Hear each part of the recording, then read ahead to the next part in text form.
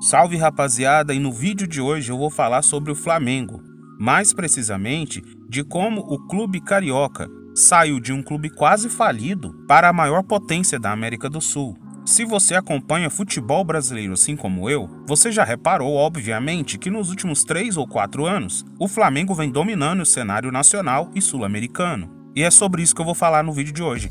Bem, como eu sempre digo, este é o canal Tradições e você está no seu canal de curiosidades e notícias sobre futebol. No último ano, o Flamengo foi o primeiro clube brasileiro a passar a marca de R$1 bilhão em receitas. Este faturamento e as grandes contratações recentes do clube, como Everton Ribeiro, por mais de R$70 milhões, ou até mesmo Vidal, que vieram para se juntar ao grande elenco que já existia no Flamengo, com Pedro, Arrascaeta, Gabigol e outras estrelas. Tudo isso leva quem é flamenguista e até mesmo quem não é, a inevitável afirmação ou contestação de que realmente o Flamengo atingiu um outro nível no futebol brasileiro e sul-americano. Mas nem sempre foi assim. O rubro-negro carioca já foi um dos clubes mais endividados do país e há pouco mais de 10 anos atrás devia mais de R$700 milhões. Mas o intuito desse vídeo é explicar como o Flamengo se tornou essa potência.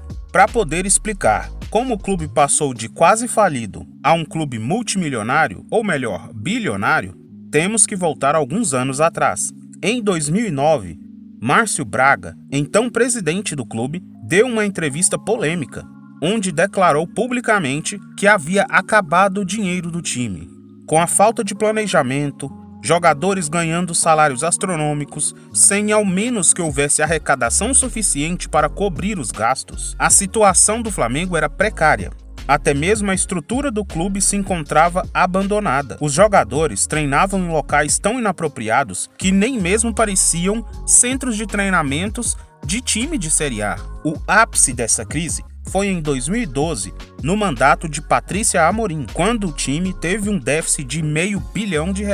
As coisas começaram a mudar por volta de 2013, há 9 anos atrás, com a eleição de Eduardo Bandeira de Melo, que se comprometeu em sanear as dívidas do clube.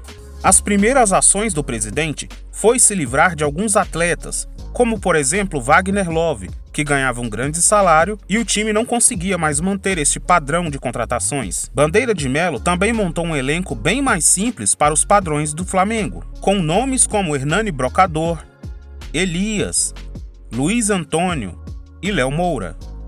Mas mesmo com esse time modesto, o Flamengo ainda conseguiu vencer a Copa do Brasil de 2013. Porém, nas demais competições, aconteceu o esperado.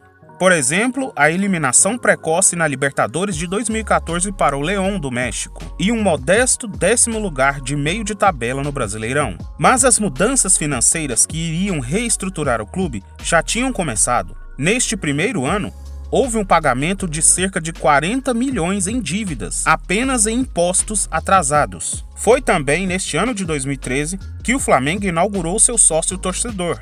Por mais absurdo que pareça, o clube com a maior torcida do país não tinha nem sequer um plano de sócio torcedor decente. Neste primeiro ano de organização, o clube já arrecadou quase R$60 milhões a mais do que o ano anterior.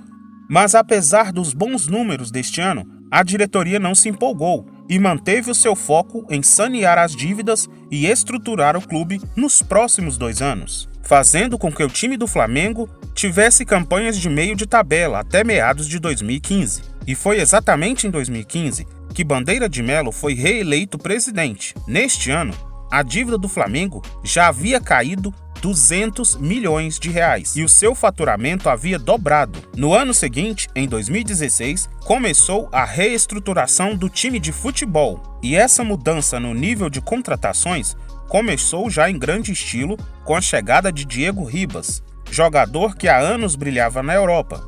Ele já chegou ao Flamengo ganhando um salário muito alto para a época, R$600 mil.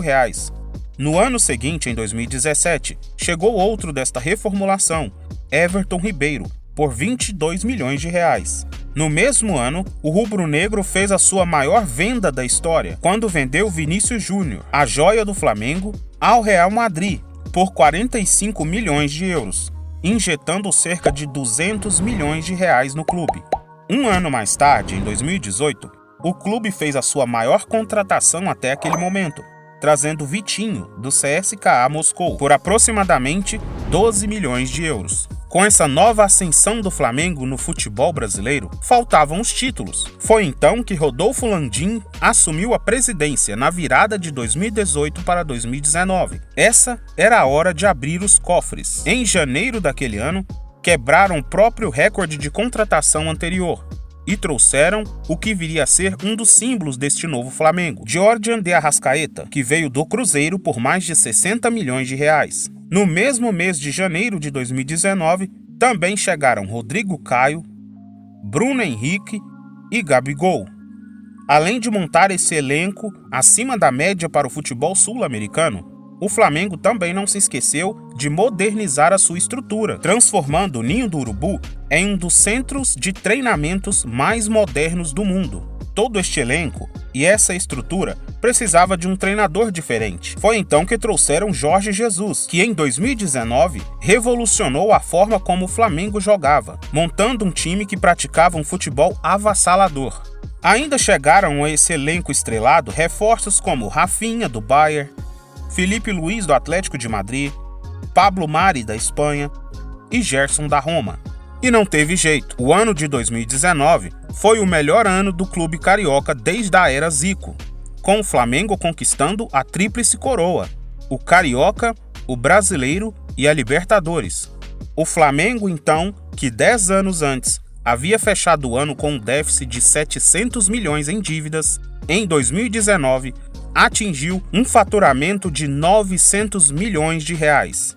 E obviamente que com todo este poderio, o clube conseguiu manter o seu nível de salários e de qualidade de elenco, como por exemplo, compraram o Gabigol junto à Internazionale, mais uma vez quebrando o próprio recorde, pagando mais de 90 milhões de reais ao clube italiano. Em 2021, o Flamengo passou a marca histórica para um time brasileiro e sul-americano, 1 bilhão de reais de faturamento. E como virou rotina, continua trazendo estrelas mundiais como Everton Cebolinha por 75 milhões e Arturo Vidal, considerado um dos maiores jogadores da história do Chile. Só para ter uma ideia, apenas com o plano de sócio-torcedor que foi ativado lá em meados de 2012 e 2013, este ano passado, de 2021, o Flamengo arrecadou quase 100 milhões de reais, fora bilheterias e vendas de jogadores.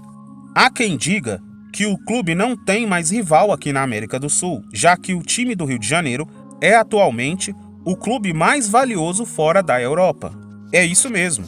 Este ano, o clube entrou numa lista de 50 clubes do mundo mais valiosos. Apesar do Flamengo estar na penúltima posição, em 49º lugar, isso não deixa de ser um grande feito para um clube brasileiro, já que os outros 49 clubes são europeus. E não se esqueça de que até mesmo times pequenos da Europa possuem um euro, uma moeda 5 vezes mais forte que a nossa. E você, flamenguista, diz aí nos comentários, tem mais aonde esse time crescer? Quais seriam os próximos objetivos do clube? Se inscreva no canal, deixe o seu like e até a próxima!